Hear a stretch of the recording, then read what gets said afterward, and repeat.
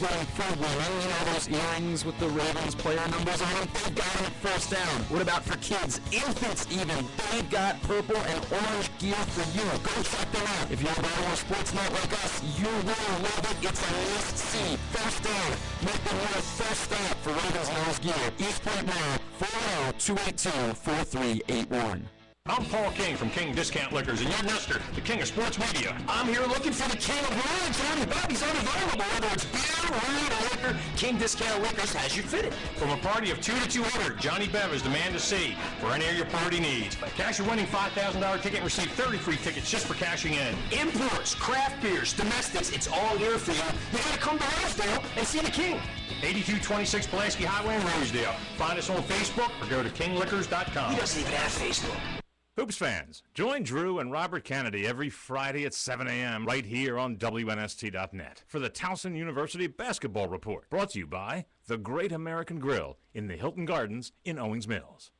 Bah, black sheep. Have you any wool? No, sir. No, sir. Some nincompoop with pantyhose pulled over his face stole all my wool sweaters and gaming system. Luckily, the Geico Insurance Agency recently helped me with renter's insurance. Everything stolen was replaced, and the little boy who lives down the lane was caught trying to sell it online. Call Geico and see how easy it is to switch and save on renter's insurance. Thank you for calling Discover Card. I want to ask you a couple of questions. I've got nothing to hide. My bill is due today and I haven't paid yet. Is that a confession? Have I committed a crime? Nope. With our new IT card, you can pay up till midnight Eastern Time by phone or online the day it's due. Convenient. How do I know you're telling the truth? Because I work for Discover Card. Got a witness to verify that? Just you. You called me. Okay, that checks out. You recording this? Yes, I am. Good, so am I. I would like a copy. Copy that. Copy that. Copy that. Finally, a credit card that treats you like you'd treat you. Payment flexibility. Get the new IT card at discover.com.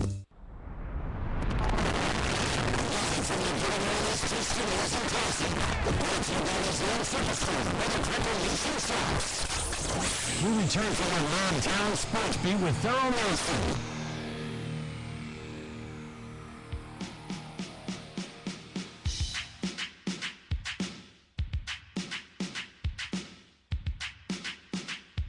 This is the MobTown Sports Beat.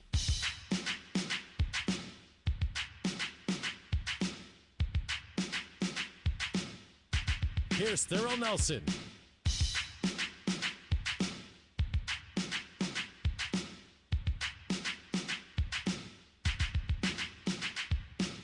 Welcome back. MobTown Sports Beat, 410-481-1570, the number. WNST.net, the website. This hour of the program brought to you by our friends at Costas Inn. They've been a Baltimore staple for over 40 years. World-famous crab cakes. Their crabs have been flown in daily since 1971. They were featured on the Today Show. You can order crab cakes online and have them shipped nationwide. They also have a full pit and catering menu at Costas Inn. Check out the Costas Inn Facebook page for deals. Follow them on Twitter at Costas Inn. They do catering for all occasions. Just call the restaurant and ask for Pete. 410-477-1975. Visit them online at costasinn.com or head on over to 4100 North Point Boulevard and sample for yourself. 410-481-1570, the number here. We head out to the hotline right now to talk a little about, I don't know, maybe this big contract that got approved over the weekend, that got agreed to over the weekend, that is all but official right now. We welcome in from Yahoo Sports, Les Carpenter. Les, appreciate your time, man. Welcome in. Doing well, and, again, as we begin, looking at a column that you wrote over the weekend, Flacco has Broncos secondary to thank and a little luck for a phenomenal payday. I think Ravens fans sort of reluctant to acknowledge that, but, certainly the school of thought on him, the credibility that he might have taken to the table, largely bolstered by what happened in those last 35 seconds in Denver against the Broncos that continue the Ravens playoff trek at the very least. Oh, yeah, totally agree. I mean, he earned the money in the postseason without a doubt. And I thought he played very well in the Denver game too. But when we're looking at kind of what drives you to $120 million, what gets you the biggest contract, what gets you all these kinds of things, it was obviously the fact that what he did in those last two games against the Patriots and in the Super Bowl. But in order to get there, there had to be some fortune. And I made a great throw on that play. Jacoby Jones did a great job getting down there, but ultimately it was the mistimed leap that allowed that pass to work. And sometimes that's what happens in life. But it is it's not a knock on Flacco, but it is kind of it almost was, I don't want to say a gift, but it was a fortuitous circumstance. I think probably, I don't know, an extra $3 million. I don't know what you can put a price on, but I think there is one. Well, and the interesting question becomes, Les, because, there were lots of talks about the Ravens and Flacco in negotiations throughout the offseason last year. The numbers were anywhere between $16.5 and $18 million per season, and that Flacco, threw caution to the wind and elected to play it out as he wanted more, and, played this year with $6.75 million in salary. I think the other thing that we've come to realize via this offseason is that, especially at a position like quarterback, which is obviously always going to be at a premium in the NFL, Flacco had a substantial amount of leverage over these Ravens. Their choices were pay him $20 million under an exclusive franchise tag, pay him $14.5 million, and allow another team to negotiate the biggest and most important deal in franchise history. And in either of those cases, all of that money accounted for under the salary cap, or simply let him walk, which was obviously out of the conversation altogether. But all of a sudden, this notion, and maybe it goes back to some degree to Robert Griffin III and the trade to get the pick to acquire him. The teams would be willing to give up those choices to go get the guy, which seemingly left Flacco holding all the cards, with or without a Super Bowl title, maybe. Yeah, I think so. Although, again, I what happened in the entire postseason, the 11 touchdowns and 0 turnovers, I thought he played his best play. I've seen him have some very good big games. But beyond all of that, I think that perhaps those 4 games in the postseason really drove the price up and made it incredibly valuable. I don't know what his market would have been if the Ravens collapsed and kind of continued and somehow didn't make the playoffs or they lost in the first round. I'm not sure where he would sit down with people, but ultimately this is a team that's sort of building around offense. It's been going on for a while, and this would be the guy to be your lead for that. And quite frankly, there isn't anyone else out on. So, yeah, I think he held the cards. I just don't know at what value. I don't know how many years. Maybe he only gets 3 years. There could be a lot of different variables there that we don't know and may not know for a while. But clearly, the postseason is what drove the value up and him desirable beyond belief to any other team that might be looking for someone. And then, more importantly, it just made him essential for the Ravens to keep. Well, and the other interesting thing, I guess, Les, has been sort of the reaction of fans league-wide over the course of this offseason. And, particularly interesting, I think, from a Ravens fan's perspective to see guys that, number one, aren't fans of the Ravens, and number two, don't really have a horse in this race, I guess, or would benefit, perhaps, from the Ravens taking a step backward, still seem outraged by this contract, which, maybe is an indication of their fear of a new market. This is a problem now that the Packers, the Cowboys, the Falcons, the 49ers, and I'm sure a host of other teams are going to have to find themselves dealing with in terms of quarterback leverage over the next couple of years, and all of them aren't going to win the Super Bowl, but you can guess that all of these quarterbacks are going to come in, again, especially if that first year and second year number are much cap friendlier than anything that they're going to be able to secure against the franchise tag, that the quarterbacks are seemingly holding all the cards in these negotiations. Well, yeah, but it's a quarterback league now, and it's been for a few years now, and that's not going to change. I think the interesting thing that will develop here over the next few years is, you mentioned RG3 and Colin Kaepernick, and obviously Russell Wilson out there too, and of what Steve is supposed to be the new quarterback, and it's supposed to be much more of a read option, much more mobile kind of guy, which I was not. But it's the future there. I don't know. I tend to think that the read option thing is probably going to be here to stay, but may not be fully into the way everyone thinks it is. We'll come up with reasons to stop it. So, you can kind of weigh back and forth. What's the value of a guy like Flacco if everybody's something like a quarterback? I just think that is not completely full of that right now. I don't think you're going to see anyone coming out of this draft, Smith included, that you could say is going to be a franchise-type quarterback who can kind of play that role. Well, you kind of have to weigh what is the future of the game right now, what is the future of that position, what kind of player is going to play that position. Is it going to be someone more mobile? Is it going to be someone a little more traditional?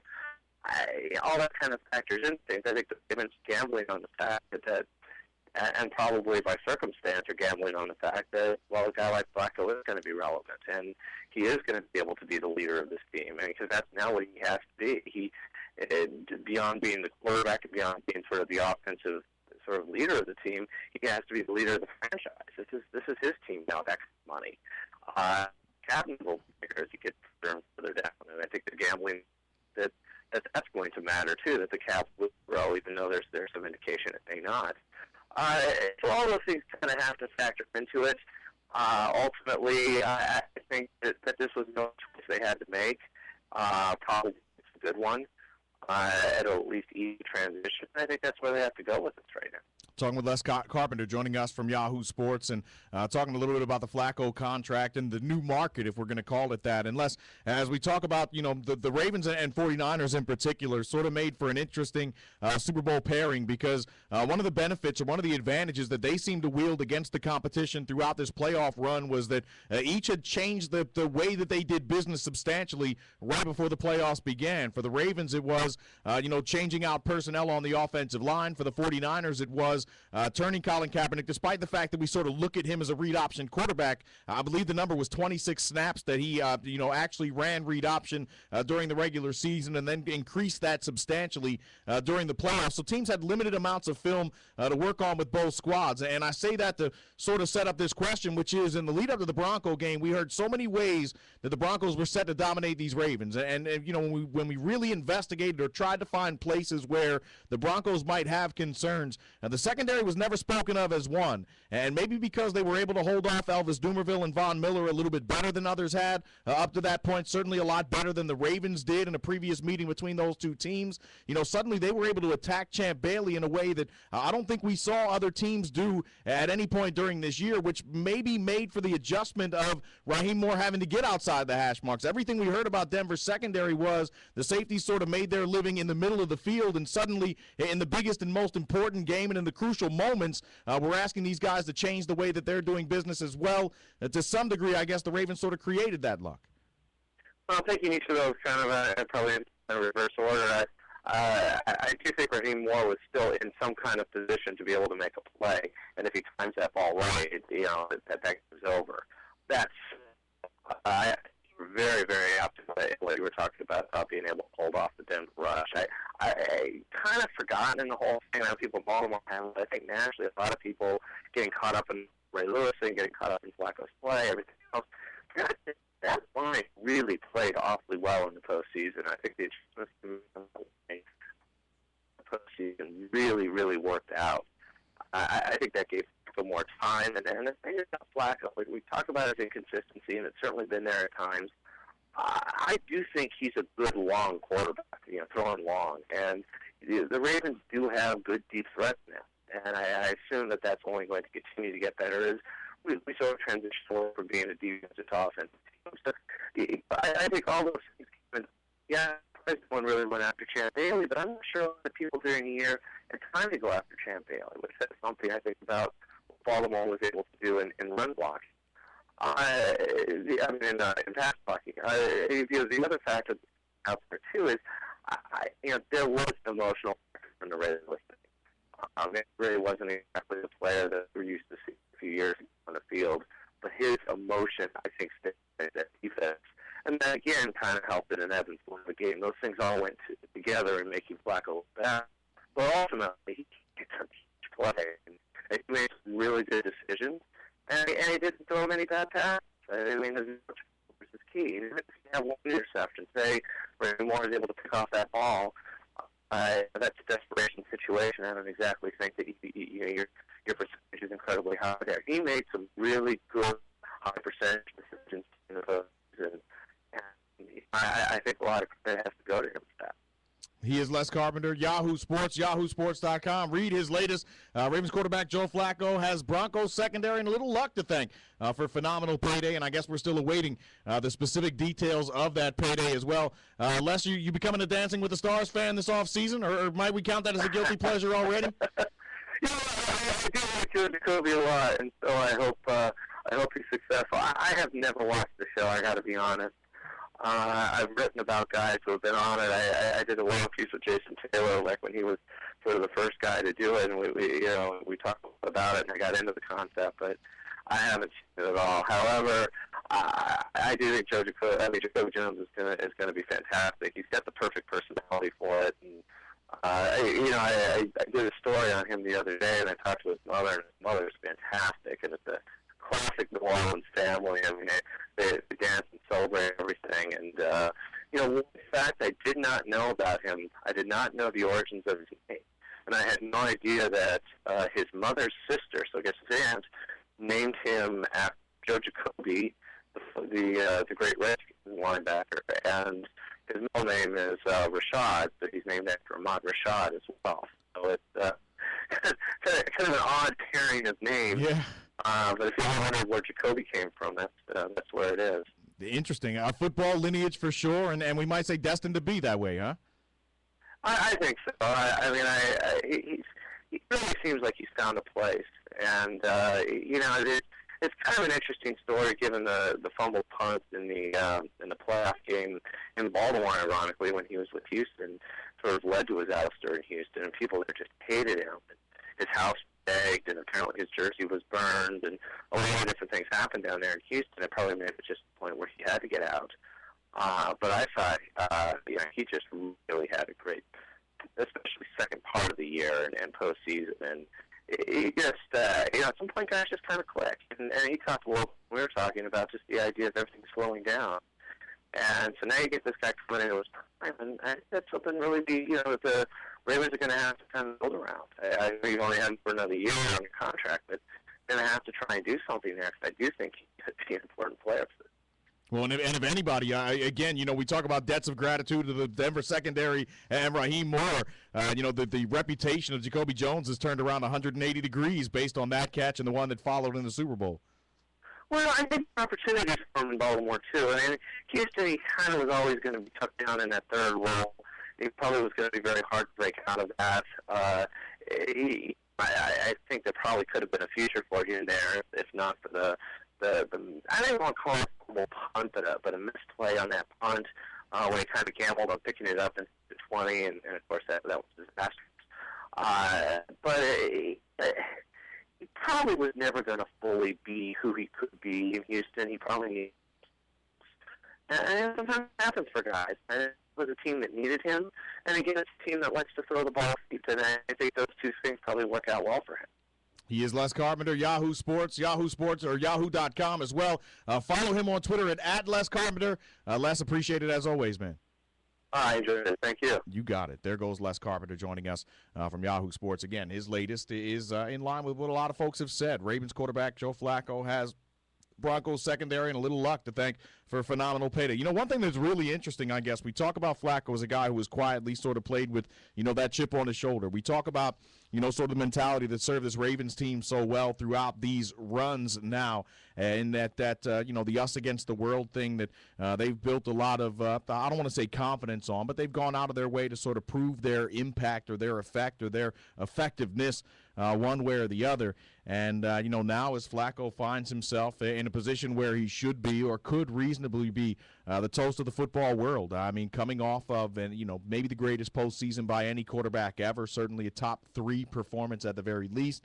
You couple that with Super Bowl MVP, Super Bowl hardware to go home with, and now, negotiating the biggest contract in the history of the league. It seems that his critics still out in force. The book still yet, or the school of thought still not completely formed on Joe Flacco just yet. And, if he's a guy that drives himself that way, if he's a guy that looks for motivation that way, and I think we've gotten at the very least subtle indications that he might be, then this could be one of those fuels for his fire, something that serves him well as he moves forward and, continues to not get caught up, I guess, in being the highest paid quarterback in NFL history and instead goes out and tries to continue to prove it on a game-by-game basis. 410-481-1570, the number.